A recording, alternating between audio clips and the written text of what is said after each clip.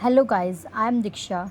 Today we will talk about the chapter 3rd Atoms and Molecules of class 9th.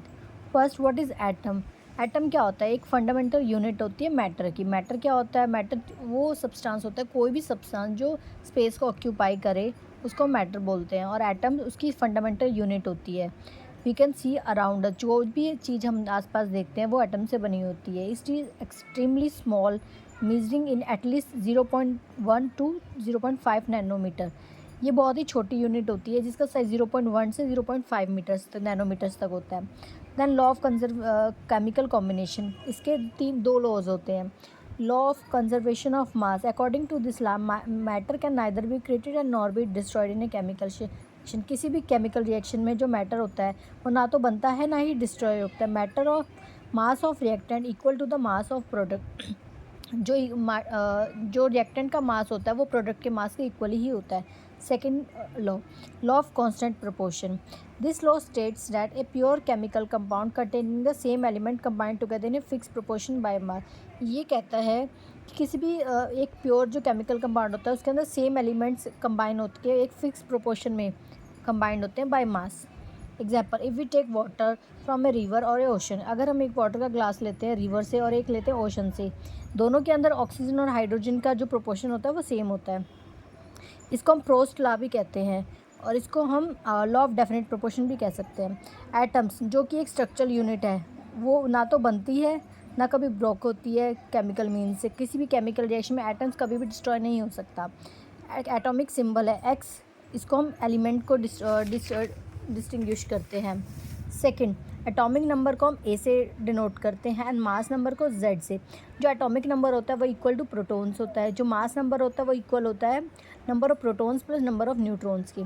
Then second है atomic radius, the distance between the atomic nucleus and the outermost shell. जो distance होता है atomic के nucleus के atomic shell से और outer जो बाहर की जो शेल्स होती है उनके जो बीच का जो डिस्टेंस होता है उसको हम एटॉमिक रेडियस कहते हैं.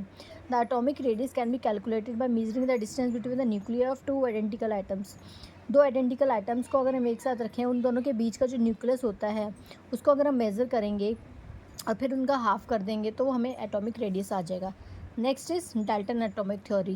This is the most important topic, Dalton atomic theory. It according to this theory atoms which are indestructible and individual building blocks. ये जो एटम्स होते हैं ये मेन बिल्डिंग ब्लॉक्स होते हैं किसी भी एलिमेंट की. Makeup all the substance unlike other element which have atom of different size. And जो दूसरे एलिमेंट्स होते हैं उसके अंदर जो डिफरेंट साइज़ के एटम्स होते हैं and weight. Elements atom have all same size and mass. जो एलिमेंट्स के जो बट एटम होते हैं उनका सेम साइज़ होता है और सेम ही मास होता है. Dalton proposed the concept of atom could be explain the law of conservation of mass and definite proportion. According to this theory, Dalton ने क्या बताया था हमें कि जो लॉ ऑफ कंजर्वेशन ऑफ मास की मास डेफिनेट रहता है और डेफिनेट प्रोपोर्शन में रहता है. ही proposed that atom which is described as the smallest individual unit of matter. कि जो एटम है वो एक स्मॉलेस्ट यूनिट है मैटर की. इसके पोस्टुलेट्स कुछ ऐसे हैं. First postulate, the matter is made of individual particles of atoms. Particles known as atom. जो मैटर होता है वो इंडिविजुअल पार्टिकल्स से जो कभी भी टूटता नहीं है एटम से बना होता है. The properties of all the atom in an element is same including mass. जो एटम्स की जो प्रॉपर्टी होती है एक ही एलिमेंट के अंदर जितने भी एटम होते हैं उन सब की प्रॉपर्टी सेम होती है.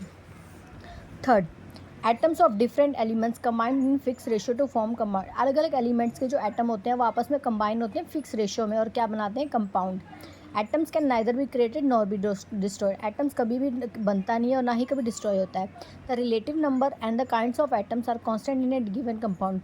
जो नंबर होते हैं और अलग अलग एटम्स के जो काइंड्स होते हैं वो कांस्टेंट रहते हैं किसी भी एक कंपाउंड में.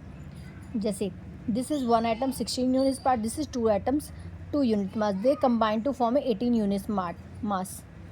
This is all about the Dalton atomic theory. Next topic atomic mass is described in the next video. जिस किसी को भी नोट्स चाहिए हो वो मुझे डायरेक्ट कांटेक्ट कर सकता है या कमेंट्स में मेंशन कर सकते हैं. Thank you.